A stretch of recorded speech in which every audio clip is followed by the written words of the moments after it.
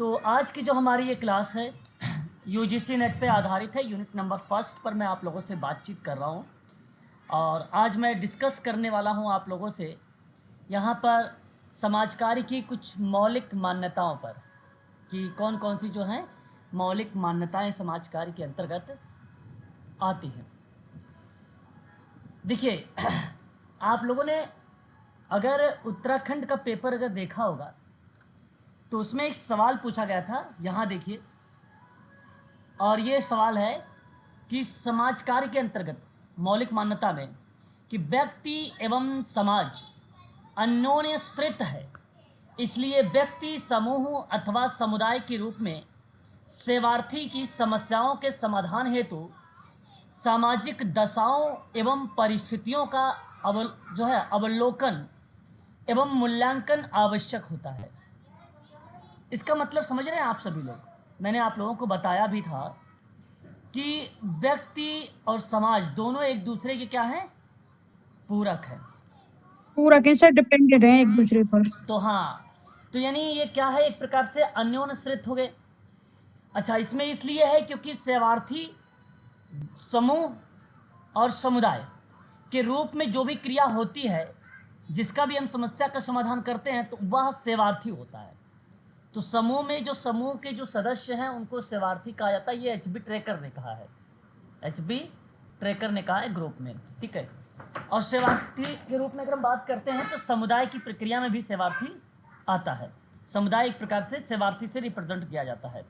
तो उनकी समस्याओं का समाधान हेतु जो समाज की कंडीशंस है, जो दशा है, जो परिस्थितियां हैं, उसका पहले हमें अवलोकन करना पड़ता है, उसके बाद मूल्यांकन, और इसी के आधार पर हम उसकी समस्या का समाधान करते हैं।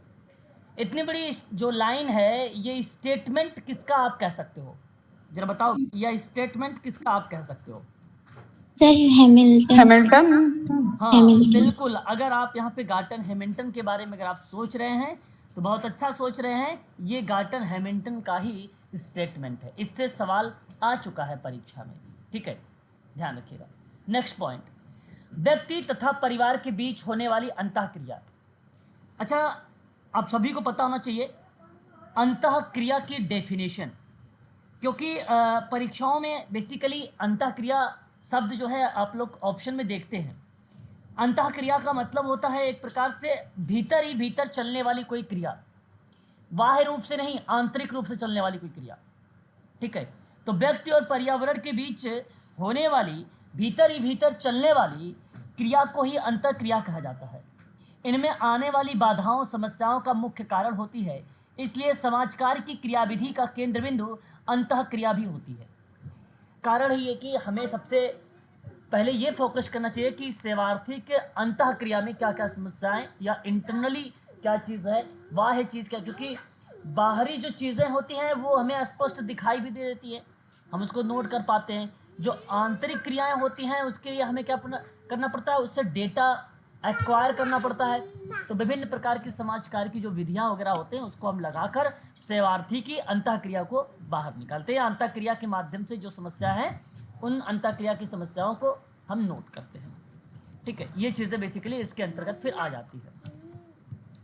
उसके बाद व्यवहार और दृष्टिकोण। व्यवहार और दृष्टिकोण दोनों ही सामाजिक शक्तियों के द्वारा प्रभावित किए जाते हैं। व्यवहार और दृष्टिकोण दोनों ही सामाजिक शक्तियों के द्वारा प्रभावित किए जाते हैं, इसलिए सामाजिक शक्तियों में सामाजिक हस्तक्षेप करना आवश्यक होता है। देखिए, समाजकारी हस्तक्षेप के अंतर्गत अगर हम बात करते हैं तो प्रक्रिया जब भी इन्वॉल्व होती हैं तो वहाँ जरूर आपको एक शब्द लिखा मिलेगा, व्यवहार, और व्यवहार का ही हस्तक्षेप होता है। आप यूनिट नंबर 9 देख लीजिए, यूनिट नंबर 10 देख लीजिए, यूनिट नंबर 8 देख लीजिए। इनके जब यूनिट में आप लास्ट पॉइंट पढ़ेंगे, यूनिट के अंदर लिखा है समाज कार्य की हस्तक्षेप। तो ये प्रक्रिया बेसिकली क्या होता है, इंटरवेंशन, यानी इंटरवेंशन का मतलब होता है एक प्रकार शीघ्र हस्तक्षेप करना, अर्ली इंटरवेंशन, उसकी तुरंत समस्याओं का समाधान करने के दृष्टिकोण से इसको देखा जाता है, ठीक है। व्यक्ति एक संपूर्ण इकाई है, ठीक है, इसलिए उनसे संबंधित आंतरिक और बाह्य दोनों प्रकार की दशाओं का अध्ययन आवश्यक होता है। ये देखो, पहली पॉइंट जो मैंने बताया वही चीज़ें यहाँ पर देखिए साफ शब्दों में लिखा हुआ दूसरे पॉइंट करके, ठीक है। समस्या के अनेक स्वरूप होते हैं, बिल्कुल बात सत्य है। हम बात भी कर रहे हैं 8:30 बजे जो भी सामाजिक समस्याएं हैं एक एक करके, है ना। ऐसे तो कई समस्याएं हैं, उन सभी समस्याओं पर बातचीत करेंगे हम लोग। तो इसलिए इनके समाधान हेतु विविध प्रकार के कौशल की आवश्यकताएं भी होती है, जबकि समस्याएं अद्वितीय होती हैं हर एक व्यक्ति की, क्योंकि हर एक व्यक्ति यूनिक होता है, तो समस्याएं भी अलग अलग होंगी। इसलिए उन समस्याओं के समाधान करने के लिए विधियां भी यूनिक होनी चाहिए, है ना। तो यानी जिस टाइप की समस्या होगी उसी तरीके से उनका समाधान भी किया जाता है, उस तरीके से, ठीक है। तो सब पर एक विधि लागू नहीं हो सकती है, एक टेक्निक लागू नहीं हो सकती है, ना ही एक स्किल, एक सिद्धांत लागू नहीं हो सकता। विविध प्रकार की समस्याएं जो हैं उसके लिए विविध प्रकार के कौशल की आवश्यकता पड़ सकती है, विविध प्रकार की टेक्निक की आवश्यकता पड़ सकती है ना। ये चीज़ ध्यान रखना है। समाज कार्य में मान्यताएं बेसिकली एक हेलन क्लार्क महोदय हैं, इन्होंने 6 मान्यता दिया है, 6 मान्यता। ये देखो हिंदी का जो है 6 लिखा हुआ है, ठीक है, 6 लिखा हुआ है हिंदी का, इंग्लिश में 6 इस तरीके से होता है, ठीक है, ये बात ध्यान रखिएगा। देखिए इसके अंतर्गत इन्होंने कहा कि समाज कार्य एक व्यवसाय है, अभी हम बात करेंगे नेक्स्ट पॉइंट पर भी, तो समाज कार्य व्यवसाय भी आपको मिलेगा। मानव व्यक्तित्व को समझना है, ये उन्होंने बताया मान्यता। समाज कार्य और समाज कल्याण दोनों अलग अलग अवधारणाएं हैं। सोशल वेलफेयर, हालांकि समाजकारी जो होता है वो कल्याणकारी क्रियाओं पर ही बल देता है, लेकिन कल्याणकारी जो क्रियाएं होती हैं वो जब आप पोस्ट कार्य पढ़ेंगे या समाज कल्याण प्रशासन पढ़ेंगे तो उसमें अलग प्रोसेस होता है, क्योंकि नीति, कार्यक्रम, योजनाएं वगैरह बनाकर लोगों को जागरूक किया जाता है। इसलिए कहा जाता है कि समाज कार्य अलग मेथड बन जाएगा और सोशल वेलफेयर अलग मेथड बन जाएगा, ठीक है। आपने एक विद्वान का नाम सुना होगा, फ्लोरेंस होलिस का नाम, फ्लोरेंस होलिस का नाम सुना है आप लोगों ने? जी सर।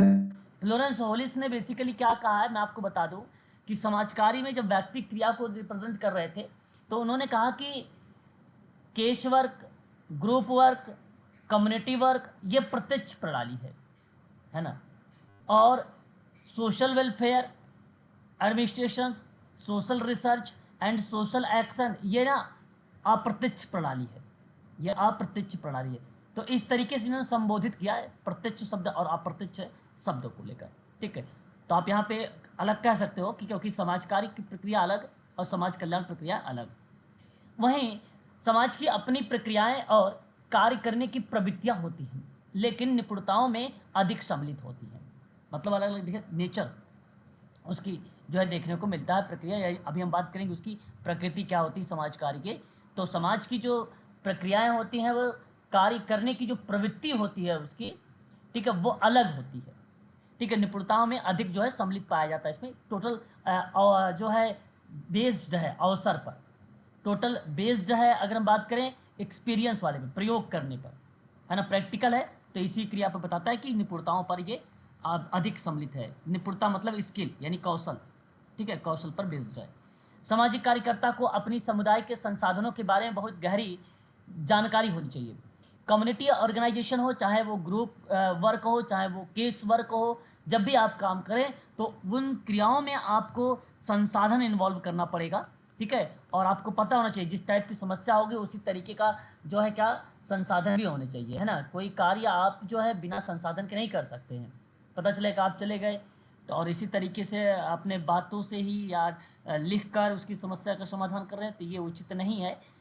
जब भी उसके साथ आप क्रिया करेंगे, कार्य करेंगे, तो आपके पास संसाधन का होना अत्यंत आवश्यक है ना, रिसोर्सेज।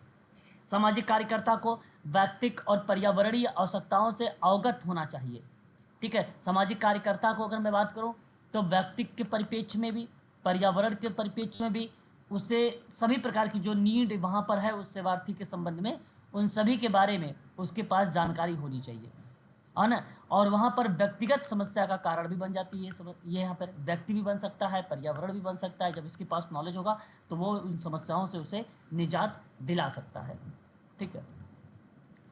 उसके बाद देखिए अब हम बात करेंगे समाज कार्य के क्षेत्रों पर, ठीक है। समाज कार्य के क्षेत्र यहाँ पर बेसिकली 8 बताया गया है कि मेजर एरिया है सोशल वर्क के, है ना। समाज कार्य का क्षेत्र बहुत व्यापक है ना। और इस संबंध में अगर मैं बात करूं तो एरियाज कई पार्ट में हम लोग इसको देखते हुए हैं। समाज कार्य का जो एरिया है, जो क्षेत्र है, उसके कई पार्ट में हम लोग देखते हैं, ठीक है।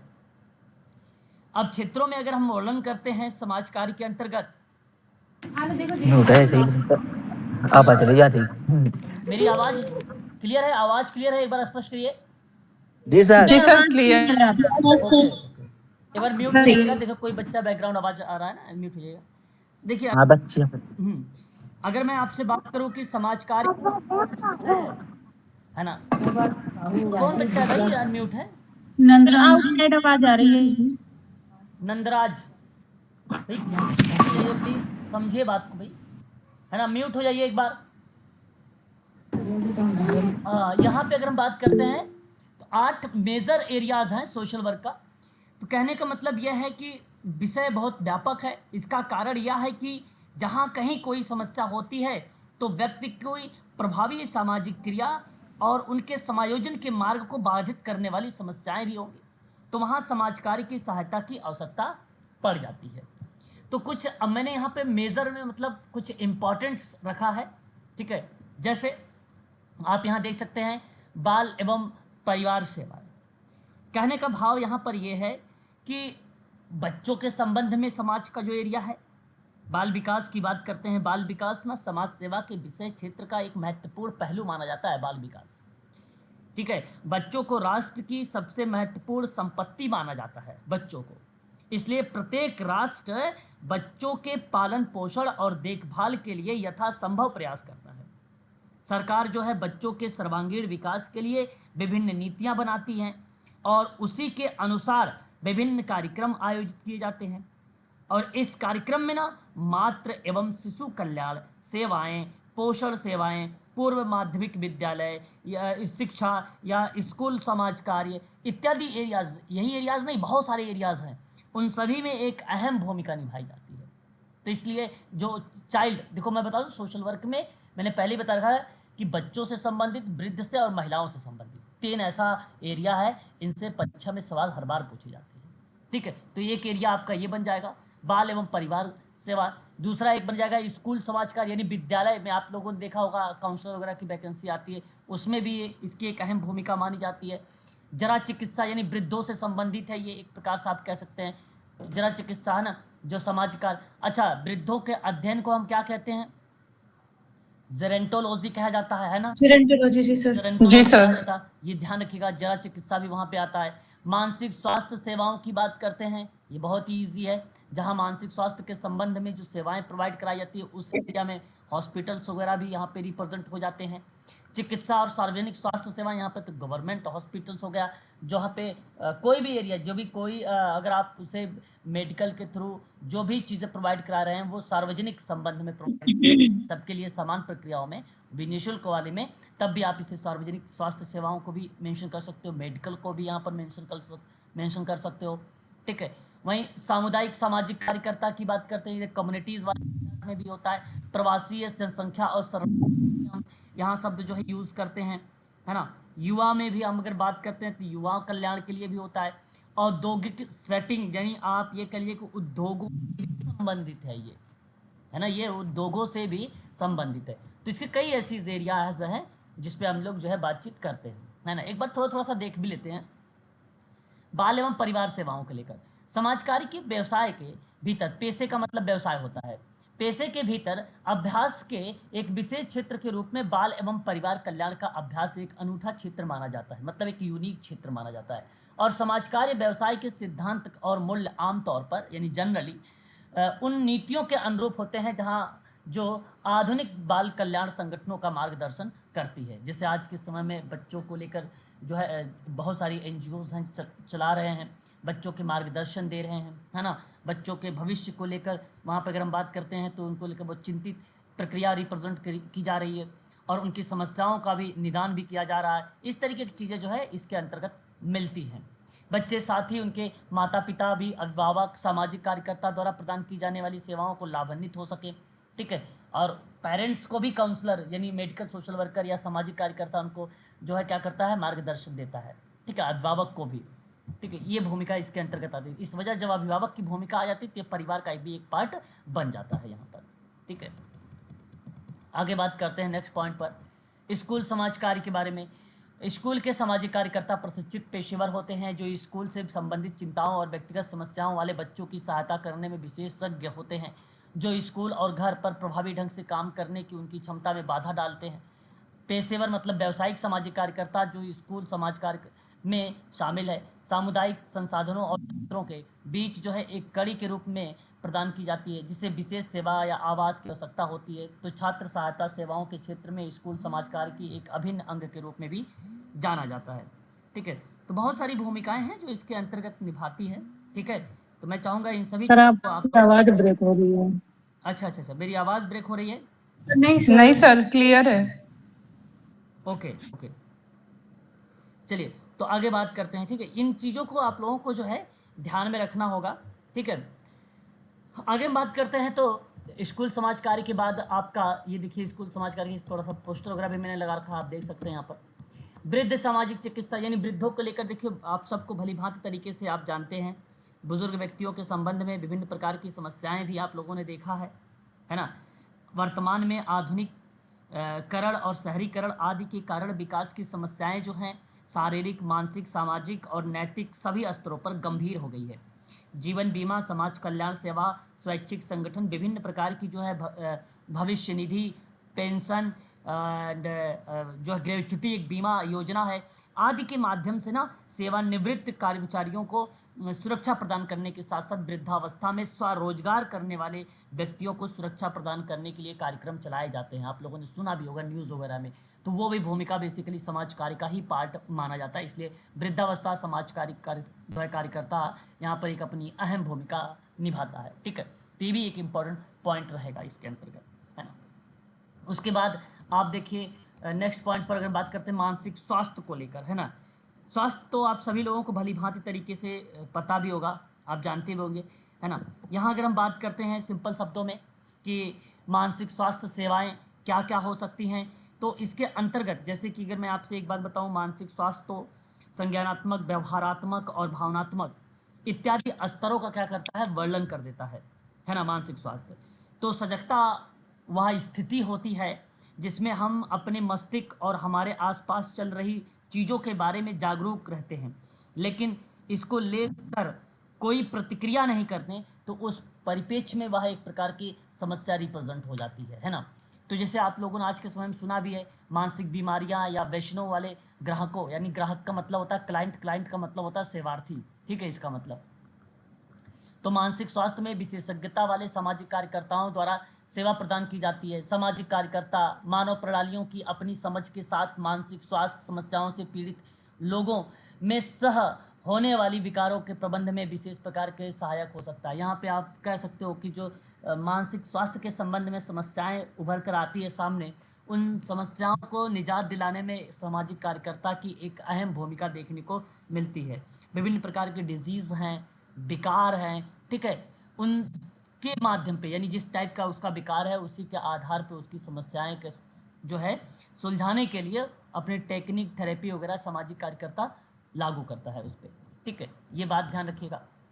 चिकित्सा की बात कर लेते हैं अगर हम लोग यहाँ पर, ये भी एक इम्पॉर्टेंट पॉइंट आता है इसके अंतर्गत, है ना। चिकित्सा या आप ये कह लीजिए कि मनोचिकित्सा के माध्यम से समाज कार्य करना या चिकित्सा या जन स्वास्थ्य सेवाओं के माध्यम से कार्य करना, उन परिप्रेक्ष्य में इसका देखने को मिलता है। सिंपल बात में कहूँ, चिकित्सकीय और मनोचिकित्सकीय समाज कार्य जो है इसी का पार्ट है। सिंपल शब्दों आप इसको समझ सकते हो। देखो, शारीरिक बीमारियों से पीड़ित लोगों के लिए चिकित्सकीय समाज कार्य किया जाता है। मानसिक बीमारियों से पीड़ित लोगों के साथ मनोचिकित्सकीय सामाजिक कार्य किया जाता है कि नहीं। ये दो बातें याद रखिएगा। शारीरिक बीमारियों से पीड़ित लोगों के लिए मेडिकल सोशल वर्क यानी चिकित्सा समाज कार्य, और मानसिक बीमारियों से पीड़ित लोगों के लिए मनोचिकित्सा समाज कार्य। समझ रहे हो ना मेरी बात को? बताओ, बोलो भाई। सर। हाँ, और सामाजिक कार्यकर्ता जो है बीमारी से पीड़ित लोगों के सभी पहलुओं का मूल्यांकन करेगा और विभिन्न क्षेत्रों में जानकारी प्राप्त करके समस्या का समाधान करता है और आवश्यकता के अनुसार उपचार का भी वो सलाह देता है। इस तरीके की क्रियाएं बेसिकली चिकित्सा एवं जन स्वास्थ्य सेवाओं से रिलेट कराता है। ठीक, आप यहाँ देख सकते हो, नर्सिंग देखभाल हो गया, पोषण कक्षाएं, उपचार हो गया, अन्य बातों के अलावा भी बहुत सारी क्रियाएं बेसिकली इसके अंतर्गत शामिल हो जाती है। उसके बाद सामुदायिक सामाजिक कार्यकर्ता, हाँ, बेसिकली ये कम्युनिटी को रिलेट करके बताया जा रहा है ना। अब देखिए, सामुदायिक विकास के क्षेत्र में काम करने वाले सामाजिक कार्यकर्ता के संदर्भ में एक विस्तृत श्रृंखला और अभ्यास क्षेत्रों के एक विस्तृत श्रृंखला में पाए जा सकते हैं। प्रणालीगत सरोकार जो समाज समस्याओं में योगदान करते हैं उन सामाजिक कार्यकर्ता के द्वारा संबोधित किए जाते हैं जो सामुदायिक विकास और सामुदायिक आयोजन की दृष्टि से अपना काम करते हैं। बहुत समय तक वे व्यक्तिगत समस्या का समाधान तकनीकों के प्रकारों में भी लगे रहते हैं जो ये समाज कार्य की भूमिका की विशेषता को रिप्रेजेंट करती है। कहने का तात्पर्य ये है कि समुदाय में हम क्या करते हैं, जो उस कम्युनिटी के लोग हैं उन कम्युनिटी में एक कॉमन समस्या को लेते हैं। जैसे मान लीजिए किसी उस कम्युनिटी में ना कोविड-19 के बारे में जानकारी को नहीं है, तो मेडिकल सोशल वर्कर या सामाजिक कार्यकर्ता क्या करता है, वहाँ पर उस जागरूकता के बारे में उस कम्युनिटी को करता है। तो यानी उस पर आप लोगों को क्या करना होगा कि उस समुदाय को जागरूक करना होगा उसके लिए। अब उसके लिए चाहे बैनर, ये संसाधन हो जाएगा, बैनर हो जाएगा, माइक हो जाएगा, ये संसाधन हो जाएगा, ठीक है। विभिन्न प्रकार के संसाधन होते हैं, रिसोर्सेज होते हैं। आप उन संसाधनों के माध्यम से उस कम्युनिटी को क्या करोगे, जागरूक करोगे। बैनर, पोस्टर, वॉल भित्ति एक होता है, पोस्टर जिसको बोलते हैं हम लोग, है ना, वॉल भित्ति उसी को कहा जाता है। इत्यादि जो चीज़ें आती हैं उसी के अंतर्गत देखने को मिलती है। तो हम जब कम्युनिटी वर्क पढ़ेंगे तो वहाँ पर मैं आपको बताऊँगा कि कौन कौन सी कम्युनिटी वर्क की टेक्निक हैं। प्रवासी आबादी और शरणार्थियों के संबंध में भी यहाँ पे एक चीज़ें देखने को मिल जाती है। बेसिकली अगर मैं आपसे बात करूँ शरणार्थियों के संबंध में, है ना, तो उनके लिए भी विभिन्न प्रकार के कानून वगैरह की भूमिका यहाँ पर देखने को मिल जाती है शरणार्थियों के लिए, है ना। इस बात को आप सभी लोग ध्यान रखिए। जैसे मैं आपसे कहूँ सामाजिक सुरक्षा को लेकर बात करना, सामाजिक नीति नियोजन का लेकर विकास की बात करना, कानूनी सहायता के लेकर बात करना, इन संबंधों में भी जो है प्रवासी आबादी और शरणार्थियों का नाम मिल जाता है। कानूनी सहायता क्या होता है? कानूनी सहायता को भी ना समाज कार्य के दायरे में ही रखा गया है।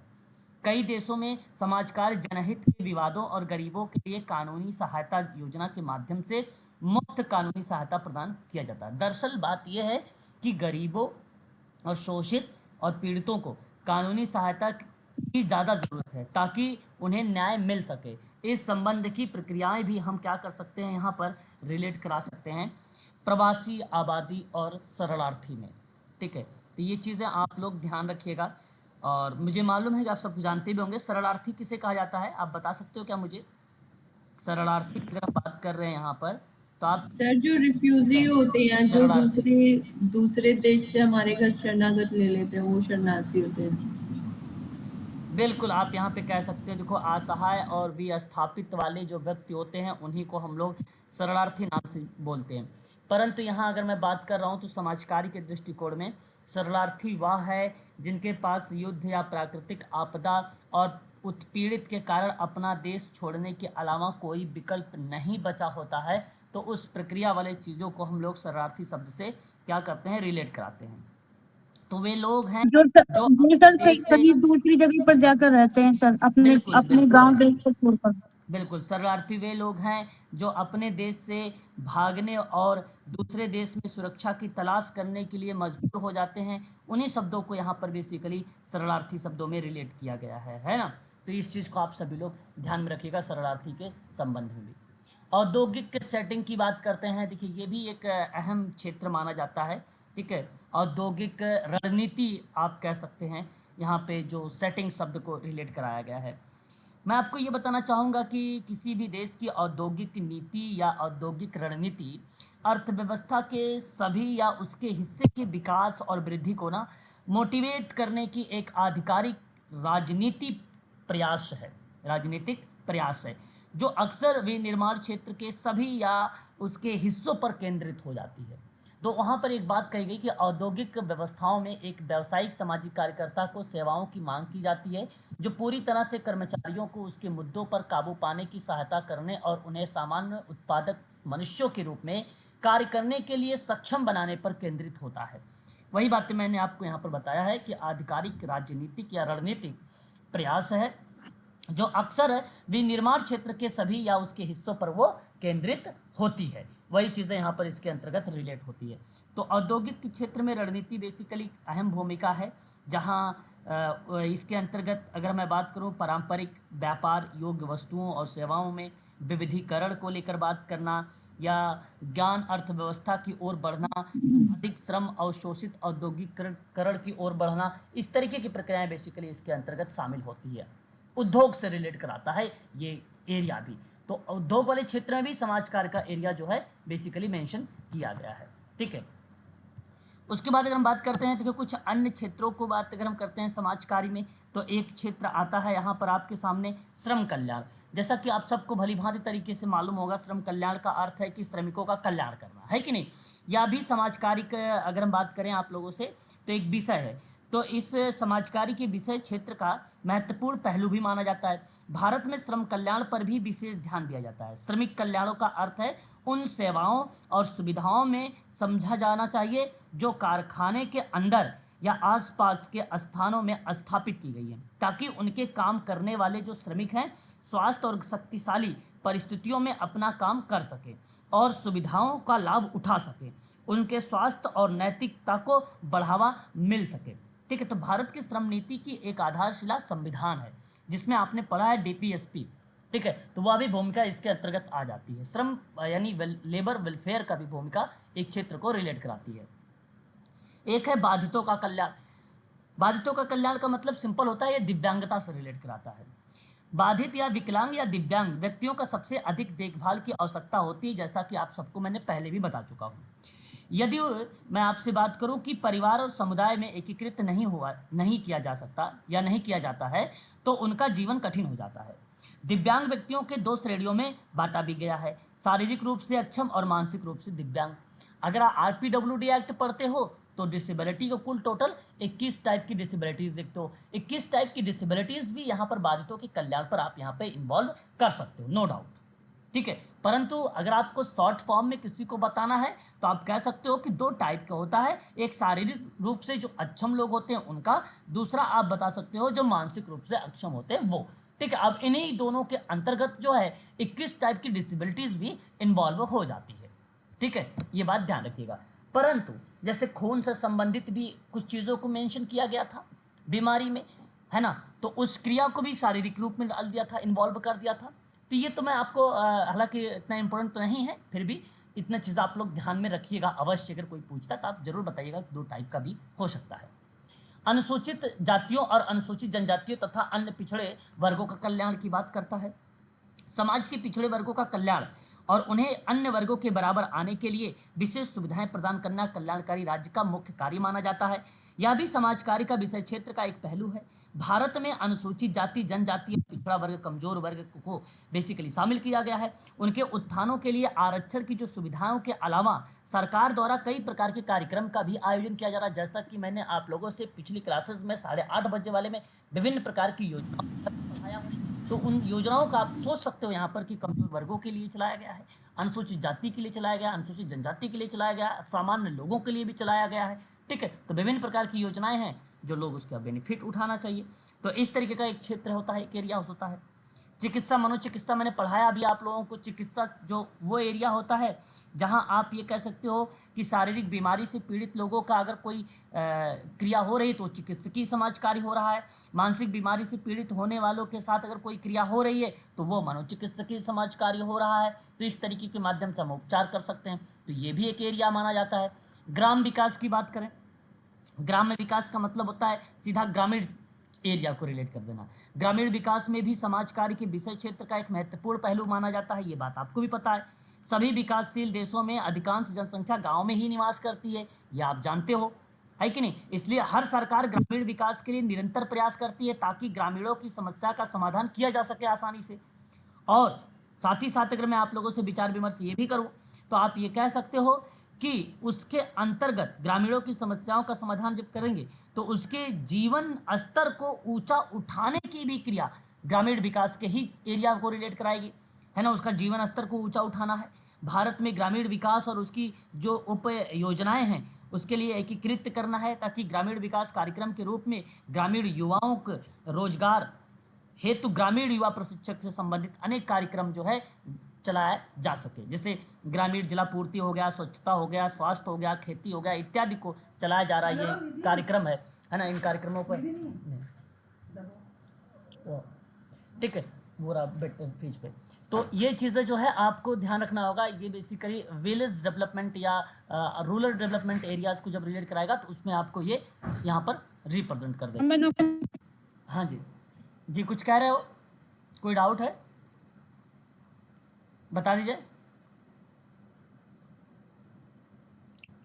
कोई डाउट है यहाँ? No sir. चलो फिर ठीक। नहीं सर कुछ नहीं है सर। ओके, अब देखिए यहाँ पर अगर मैं बात करता हूँ तो एक एरिया आता है सामाजिक सुरक्षा भी और एक आपराधिक सुरक्षा भी। आप दोनों के एक साथ भी मेंशन कर सकते हो या तो अलग अलग भी कह सकते हो। सामाजिक सुरक्षा आप सभी लोगों को पता है। देखो मैं आपको बता दूं, सामाजिक प्रतिरक्षा हो और सामाजिक सुधार हो, ये दोनों एक ही चीज़ को रिलेट करता है, क्योंकि समाज कार्य का विषय के क्षेत्र के अंतर्गत ये शामिल है। सरकार ने आज जो अगर हम बात करें तो आपराधिक गतिविधियों पर लगाम लगाने के लिए कई ठोस कदम उठाए हैं, जैसा कि आप सभी को भली भांति तरीके से पता है। आपराधिक सुधार के लिए ये बात आप जानते हैं। बाल अपराध हो या उपेक्षित किशोरियों या वृद्धाजन या अलक्षित व्यापार में संलग्न महिलाएं, बालिकाएं, मदपान, शिक्षा आदि के क्षेत्र में अनेक महत्वपूर्ण जो कार्यक्रम वगैरह होते हैं वो कहीं ना कहीं सामाजिक प्रतिरक्षा की ही बात करते हैं या सुरक्षा या रक्षा की ही जिक्र करते हैं। तो उस प्रक्रिया में भी आपराधिक सुधार का हम बात कर सकते हैं। इन दोनों को एक साथ आप रिलेट कर सकते हो। नेक्स्ट आता है सामाजिक सुरक्षा। सामाजिक सुरक्षा की बात अगर हम लोग करते हैं, इसका तात्पर्य है, इसका अर्थ समझ लीजिए। सामाजिक सुरक्षा का अर्थ जो होता है, कुछ ऐसी योजनाओं और कार्यक्रमों को चलाकर समाज द्वारा उन तरह के विभिन्न प्रकार की जो आकस्मिकताएं होती हैं, उन आकस्मिकताओं के पीड़ितों की सुरक्षा करना। जो काम करने वाले व्यक्ति हैं ना, उन व्यक्तियों की क्षमता को प्रभावित करती है ये। जैसे सामाजिक बीमा हो गया, जन सहायता हो गया, जन सेवा प्रमुख हो गया, ये सभी जो है सामाजिक सुरक्षा का ही पार्ट है। सरकार ने श्रमिकों और श्रम जो आपूर्ति योजना है, कर्मचारी राज्य बीमा योजना है, कर्मचारी भविष्य निधि योजना है, परिवार पेंशन है, जीवन बीमा योजना है ना, फसल बीमा योजना है आदि कई तरह के सामाजिक सुरक्षा कार्यक्रम जो चलाए जा रहे हैं वो सामाजिक सुरक्षा का ही पार्ट कहीं ना कहीं रिलेट होते हैं। सामाजिक नीति नियोजन और विकास की बात करते हैं। सामाजिक नीतियाँ, योजना, विकास समाज कार्य का विषय क्षेत्र ही है। आज का युग अगर हम बात करते हैं सुनियोजित सामाजिक परिवर्तन का युग है। प्रत्येक समाज अपने सदस्यों का अधिकतम सुविधाएं प्रदान करने के लिए विभिन्न प्रकार, है ना, विभिन्न प्रकार, इस बात को ध्यान रखिएगा, जो सामाजिक नीतियां बनाता है। समाज सेवा विशेषज्ञ, समाज शास्त्री या अन्य सामाजिक वैज्ञानिक नीति निर्माताओं की सहायता करके उन्हें उचित दिशा निर्देश देकर विभिन्न जो है आयोग हैं उनके सदस्यों को बनकर सामाजिक नीतियों के निर्माण और प्रभावी क्रियान्वयन में अपना विशेष योगदान देते हैं। तो सामाजिक नीतियां नियोजन के विकास पर भी बल दिया जाता है। आधुनिकीकरण है। आधुनिकीकरण सिंपल सी बात है, जैसा कि मैं बताऊं आज की प्रक्रिया में जो चीज़ें चलाई जा रही है एक प्रकार से परिवर्तनशील प्रक्रिया है ना, और दिन प्रतिदिन जो भी क्रियाएं इसके अंतर्गत शामिल होता है वो एक टेक्निकल मेथड से यूज़ होता है, एक उपकरण के माध्यम से यूज़ होता है। तो हम इस परिप्रेक्ष्य में आधुनिकीकरण को रिलेट करते हैं। अगर आपसे मान लीजिए बाय द वे पूछा भी गया कि आधुनिकीकरण का भाव बताइए, तो आधुनिकीकरण का भाव वो कहलाती है जहाँ पर व्यक्ति, समूह एवं समाजों में विश्व के प्रति एक नवीन दृष्टिकोण और परिप्रेक्ष्य का उदय हो, दृष्टिकोण या परिप्रेक्ष्य का उदय हो, तो उस प्रक्रिया में हम इसको नवीनीकरण कहते हैं या आधुनिकीकरण कहते हैं, जहाँ विज्ञान एक अहम भूमिका निभाता है। तो उस परिप्रेक्ष्य में आधुनिकीकरण का नाम हमें देखने को मिलता है। तत्पश्चात हम बात करते हैं कानूनी सहायता। जैसे मैंने आपको बताया कि समाज कार्य जनहित के विवादों और गरीबों के लिए कानूनी सहायता योजना के माध्यम से मुफ्त कानूनी सहायता प्रदान करने की भूमिका भी होती है, इसलिए कानूनी सहायता भी है। ये समाज कार्य की जो है एरियाज है। पर्यावरण संतुलन की बात करते हैं। एनवायरनमेंट में जैसे इस पर्यावरण में क्या होता है, पर्यावरण में विभिन्न प्रकार की जो है समस्याएं हैं, है ना। पर्यावरणीय संतुलन के अंतर्गत अगर मैं बात करता हूँ तो विभिन्न प्रकार की समस्याएं हैं। बता सकते हो क्या पर्यावरण संतुलन की?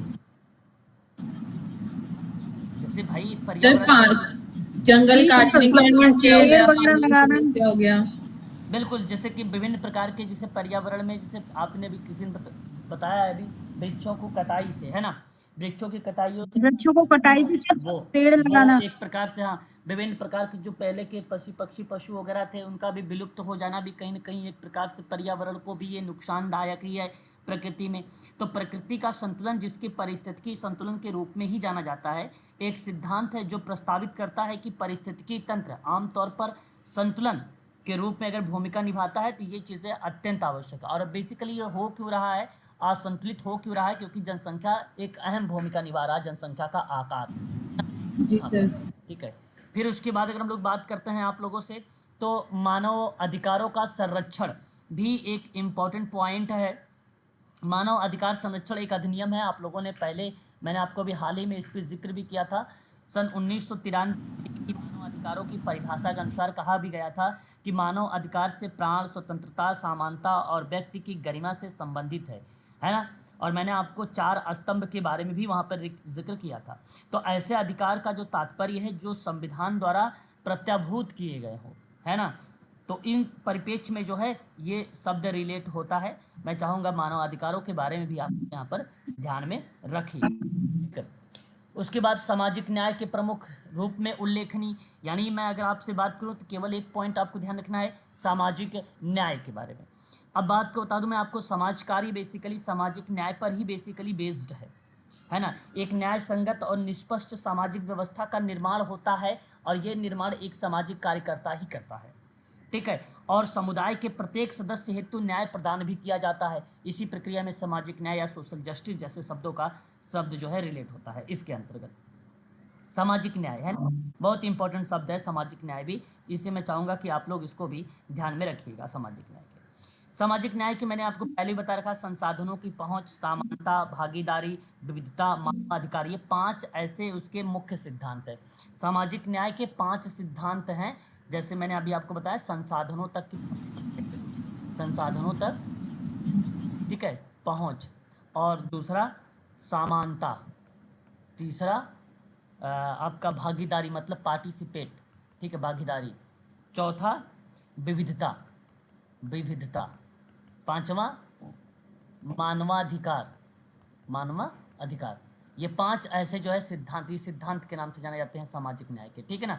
1 2 3 4 5, ठीक है। ये बात आप ध्यान रखिएगा। सामाजिक न्याय किसी के साथ सामाजिक, धार्मिक, सांस्कृतिक पूर्वाग्रह के आधार पर भेदभाव नहीं होना चाहिए, ये बात सामाजिक न्याय आपसे बताता है, ठीक है।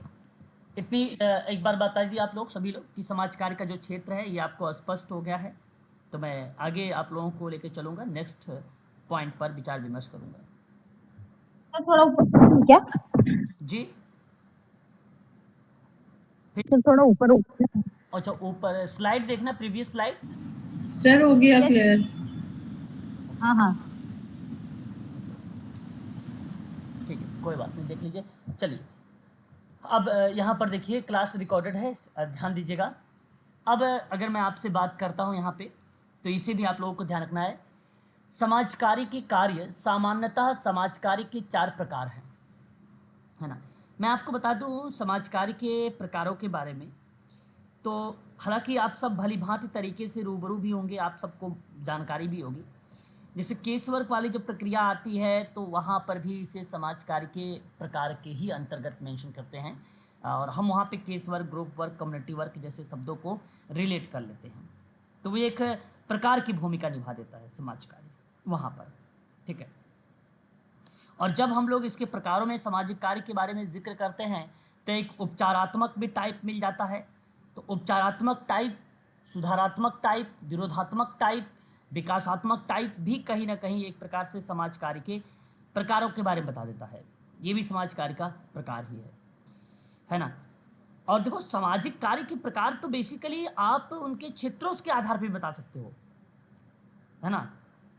जैसे मैंने वृद्धावस्था को लेकर बताया, बाल कल्याण को लेकर बताया, विकास की असमानता को लेकर, स्वास्थ्य देखभाल को लेकर, अंतर्राष्ट्रीय समाज कार्य को लेकर, न्याय और सुधार को लेकर, मानसिक स्वास्थ्य को लेकर, ठीक है, मादक द्रव्य को उपयोग को लेकर, व्यावसायिक कर्मचारी सहायता कार्यक्रम के आधार पर भी, ठीक है। मतलब विभिन्न प्रकार के आप चीज़ों को रिलेट कर सकते हो, है ना। तो उसके आधार पर भी प्रकार आप बता सकते हो। समाज कार्य के कोई पर्टिकुलर एक टाइप यहाँ पर मेंशन नहीं है।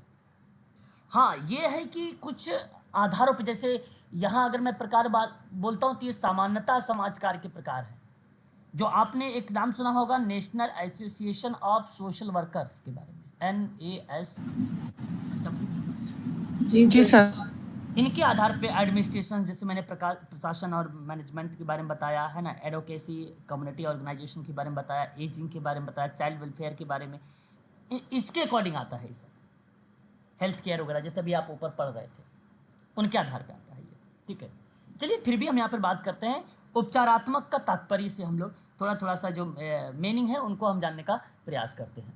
देखिए उपचारात्मक कार्य के अंतर्गत समस्या की प्रकृति के अनुसार चिकित्सकीय सेवाएं और स्वास्थ्य सेवाएं, मनोचिकित्सकीय और मानसिक आरोग्य से संबंधित सेवाओं, अपंग निरोग व्यक्तियों के लिए सेवाओं का पुनर्स्थापन संबंधित सेवाओं को सम्मिलित किया जा सकता है। इसका मतलब सिंपल है कि आप यहाँ पर क्या कर रहे हो, समस्या के नेचर को जानने का प्रयास कर रहे हो कि समस्या है क्या। समस्या क्या शारीरिक है तो चिकित्सकीय लगाइए, क्या बीमारी मानसिक बीमारी से संबंधित है तो मनोचिकित्सकीय लगाइए। जिस टाइप के साथ उस सेवार्थी में या उस ग्रुप में, उस कम्युनिटी में अपंगता है, उसके आधार पे उस पर टेक्निक लगाइए और उसे पुनर्वासित करिए, और पुनर्वास करके उसे समाज की मुख्य धारा से जोड़िए। वही क्रिया उपचारात्मक कार्य कहलाती है ना। अब बहुत सिंपल है, छात्र के लिए, सेवार्थी के लिए व्यक्तिगत रूप से कार्य समय का उपयोग, पर्याप्त मार्गदर्शन की योजना जो बनाई जाती है, ये पार्ट ही बेसिकली उपचारात्मक कार्य को रिलेट कराती है ना। उपचारात्मक कार्य को उपचार करना, इलाज करना ही क्या कहलाता है, उपचारात्मक ही कहलाता है, रेमेडियल ही कहलाता है।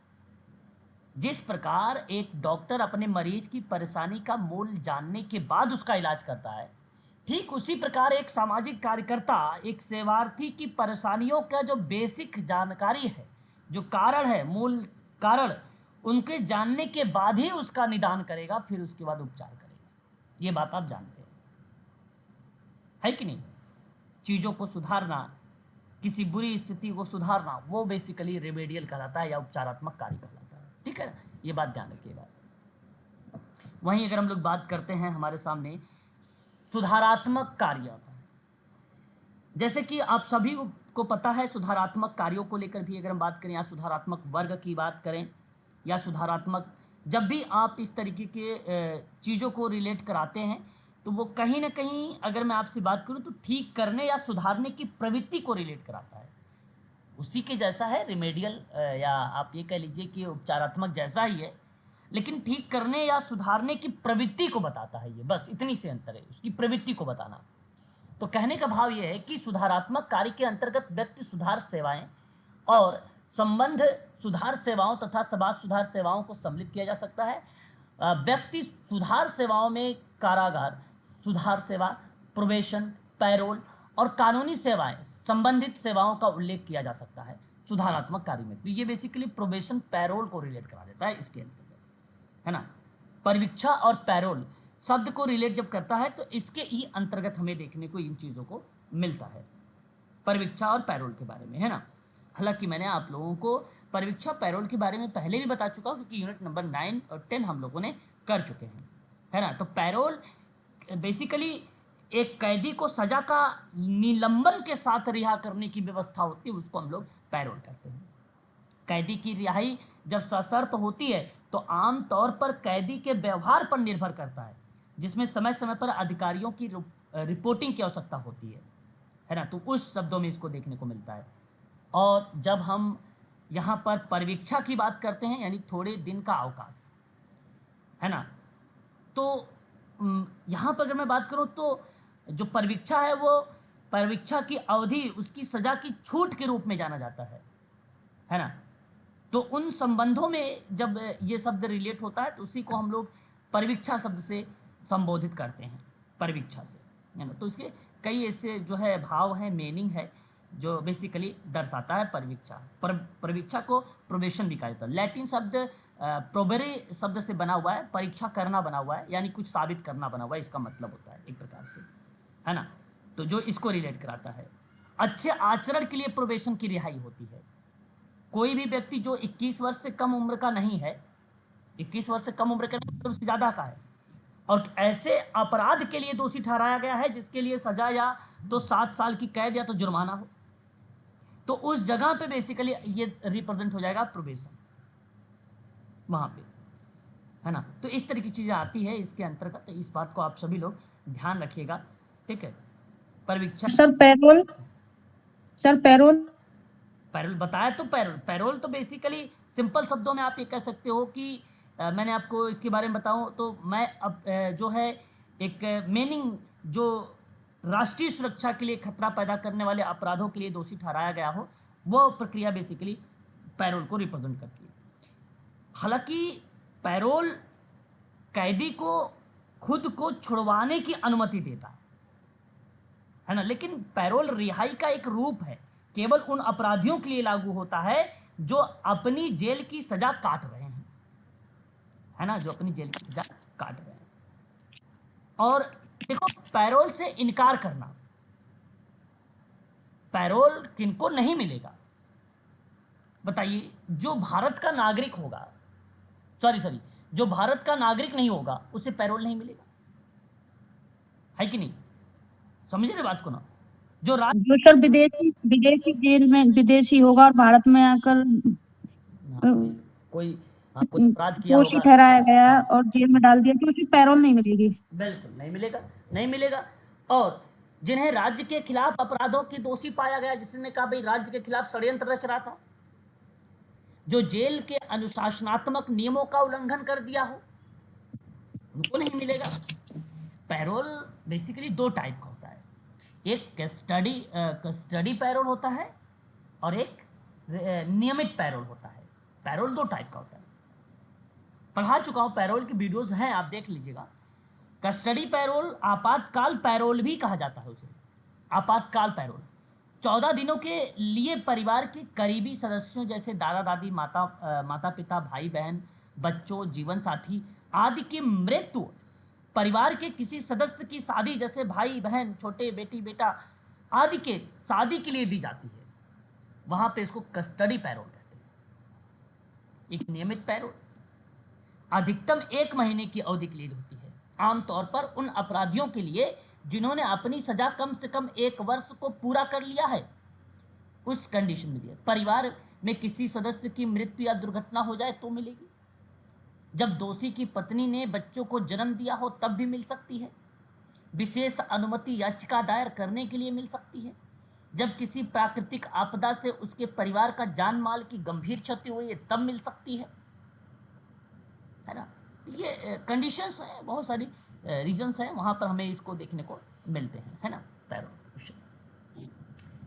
एक होता है निरोधात्मक, एक कार्य होता है निरोधात्मक कार्य। इसके अंतर्गत अगर मैं बात करता हूं तो सामाजिक नीति, सामाजिक परिनियम, जनचेतना उत्पन्न करने से संबंधित प्रौढ़ शिक्षा जैसे कार्यक्रम, विभिन्न प्रकार के कल्याण संबंधी कार्यक्रम या समाज सुरक्षा सेवाओं को उल्लेख किया जाता है। किसी कार्य, आवेग आदि को रोकना, बाधा डालना, गिरफ्तार करना, जांचना, प्रतिबंधित करना, है ना। कहने का भाव ये है कि अगर मान लीजिए समाज में कोई नीति सही तरीके से कार्य ना कर रही है ना, कोई समुदाय है, उस समुदाय में वो जागरूकता ना हो, है ना, कोई कार्यक्रम है और वो भेदभाव सहित कार्य हो रहा हो, तो उन क्रियाओं को निरोधात्मक कार्यों के अंतर्गत समाज कार्य क्या करता है, कार्य को रोकने का भी काम करता है, अवांछनीय व्यवहार को रोकने का काम करता है। और फिर जब उसको रोकेगा तो वांछनीय क्रियाएं आगे बढ़ेंगी, यानी नियम, कानून, कार्यक्रम, योजनाएं, प्लान, सेवाएं, जो भी चीजें होंगी वो आगे बढ़ेंगी जब आप अवांछनीय क्रियाओं को रोकोगे। तो इस संदर्भ में आपको समझना है निरोधात्मक कार्य, है ना। तो कार्य करने के तरीके को रिप्रेजेंट किया गया कि 4 टाइप के बेसिकली मेंशन किए गए। और एक विकासात्मक कार्य, इसके अंतर्गत आर्थिक विकास। आप लोगों की आज क्लास तो नहीं हुई थी 1 to 2 PM, हमारा जो टॉपिक चलने वाला है मंडे को, वो आर्थिक विकास ही चलेगा। यूनिट नंबर 8 के ही अंतर्गत हम लोग अभी बात कर रहे थे INO के बारे में, UNO के बारे में। और नेक्स्ट क्लास जो होगी मंडे को वो आर्थिक विकास ही होगी, आर्थिक विकास और वृद्धि। तो विकासात्मक कार्य के अंतर्गत शामिल किया गया आर्थिक विकास की विविध प्रकार के कार्यक्रमों और उत्पादकता की दर में वृद्धि करना, राष्ट्रीय आय तथा प्रति व्यक्ति आय को बढ़ाने, आर्थिक स्थानों पर सामयपूर्ण वितरण करना, उपभोक्ताओं के हितों का संरक्षण करना। मतलब आप ये कह लीजिए कि टोटली अगर मैं बात करूं विकासात्मकता के रूप में, केवल यही नहीं कि राष्ट्रीय आय को ही प्रति व्यक्ति आय के आधार पर बढ़ाना है।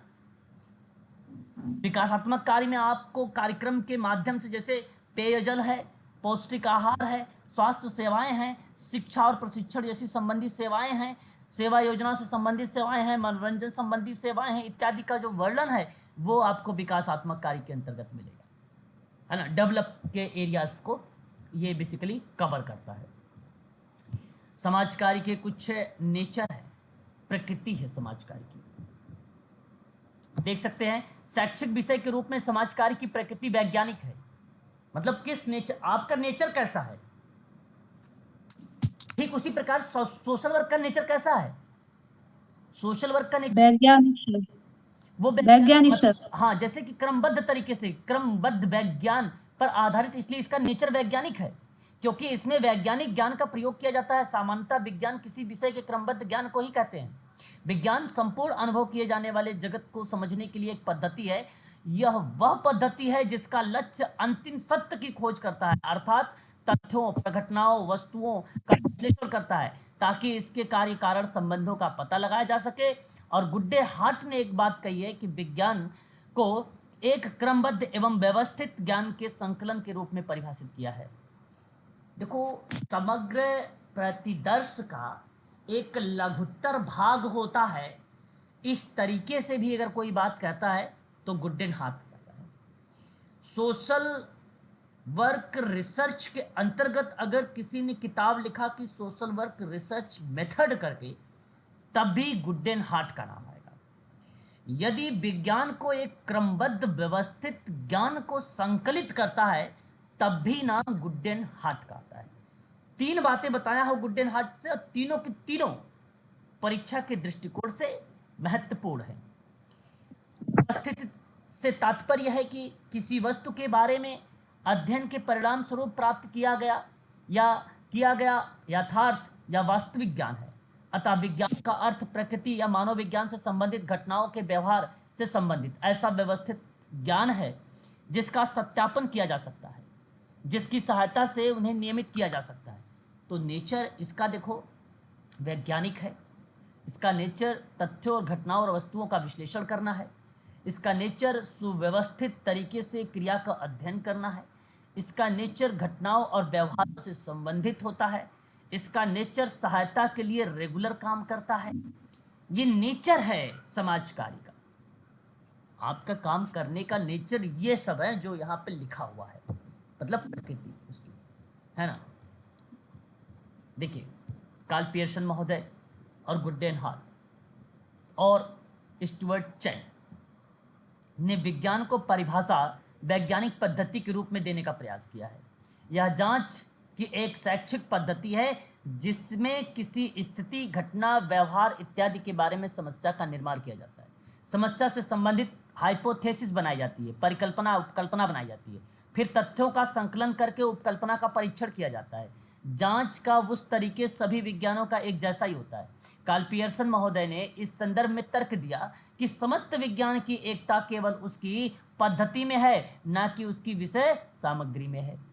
पियर्सन ने फिर कहा है कि विज्ञान वह पद्धति है जिसमें तथ्यों पर आधारित महत्वपूर्ण ज्ञान प्राप्त किया जा सकता है। विज्ञान की वस्तु संपूर्ण भौतिक संग्रह से है, टोटल संग्रह से, जो व्यक्ति किसी भी प्रकार के तथ्यों का वर्गीकरण कर सकता है या वर्गीकरण करता है, उसके पारस्परिक यानी रेसिप्रोकल संबंधों का पता लगाता है और उनमें पाए जाने वाले क्रमों का वर्णन भी करता है। वैज्ञानिक पद्धति का प्रयोग कर रहा है और वही एक वैज्ञानिक व्यक्ति के माध्यम से ये क्रिया को बेसिकली किया जा सकता है। तो इस तरीके से कई विद्वानों ने भी डेफिनेशन के माध्यम से भी उसके नेचर को एक्सप्लेन किया है। संक्षेप में अगर हम बात करें तो विज्ञान क्रमबद्ध ज्ञान तथा तथ्यों एवं प्रघटनाओं को समझने के लिए एक निश्चित पद्धति है जिसमें निम्नलिखित विशेषताएं भी पाई जाती हैं, जैसे प्रामाणिकता एवं सत्यापनशीलता का बात करें, ये नेचर है समाज कार्य का। ये भी नेचर है, प्रमाणित करने पर बल देता है, सत्यापित करने पर बल देता है। जो संकलित आंकड़े होते हैं उनको प्रमाणिकता की जांच की कोई भी व्यक्ति जिसके बारे में उन्हें संदेह हो तो कर सकता है।